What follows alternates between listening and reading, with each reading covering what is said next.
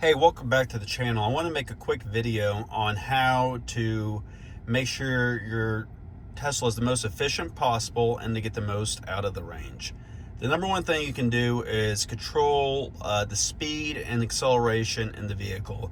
And the best way to do that is to utilize Tesla's full self-driving. And first thing you need to do though is have some settings set up correctly. So you go down to the vehicle icon on the bottom left, and then you go over to dynamics.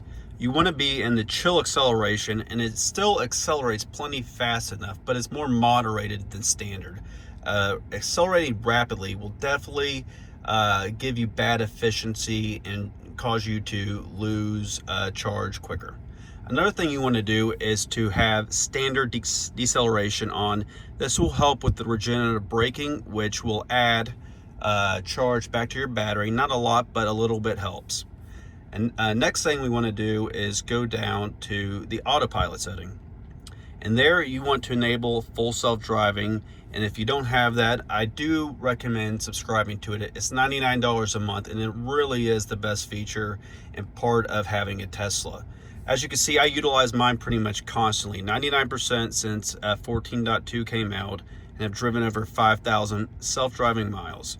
So when you do utilize Tesla self-driving, you have your 5 different speed profiles right here: sloth, chill, standard, hurry, and mad max. I typically do most of my driving in the standard to hurry speed profile, and especially just driving around town. If I'm on road trips, I will kind of manipulate that more to help improve efficiency.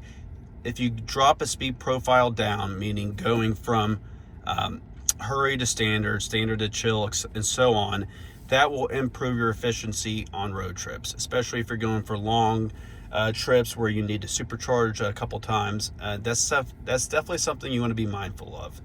Another thing that's really important is the tire pressure. So you can see that I have that pulled up right here. How you get to that is you just swipe on this little tab down here where you have your music, your driving stats, and then the tire pressure. Tesla recommends that the front and rear tires are set to 42 psi.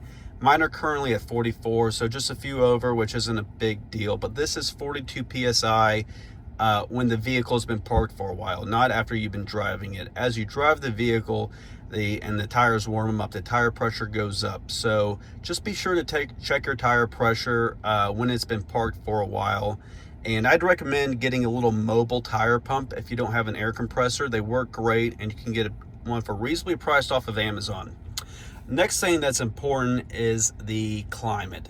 When you have the heat blasting or the AC blasting, that will cause your efficiency to go down, and you will drain your battery quicker. So just a few tips and tricks that I like to utilize to make sure the climate isn't burning too much battery is, first and foremost, when the vehicle is plugged in at home or at a supercharger, you can turn it on to keep. So this means if you've been driving your car and you want to plug in for a little bit, and you plan on coming back to the vehicle soon, throw it on keep, so that way the climate stays at your desired temperature, and then you're not utilizing the battery. You get to utilize the power while it's plugged in to keep the cabinet at the desired temperature. Another thing with the climate is, see here, front, let me go back.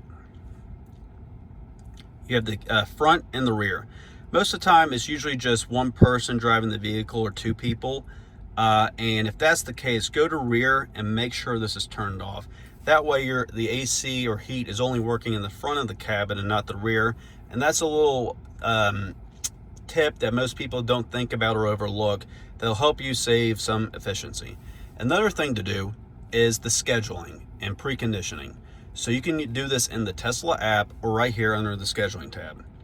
And here you want to turn on preconditioning, especially if you kind of have a regimented schedule. Say you leave for work or school or travel or take the kids to school all around the same time.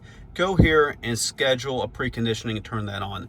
That way the cabin is at your desired temperature, and it's the air conditioning or the conditioning is running while the vehicle's not plugged in and utilizing the battery. So those are just some of the tips and tricks that I have learned and like to utilize to help improve the efficiency and get the most out of the range of my vehicle.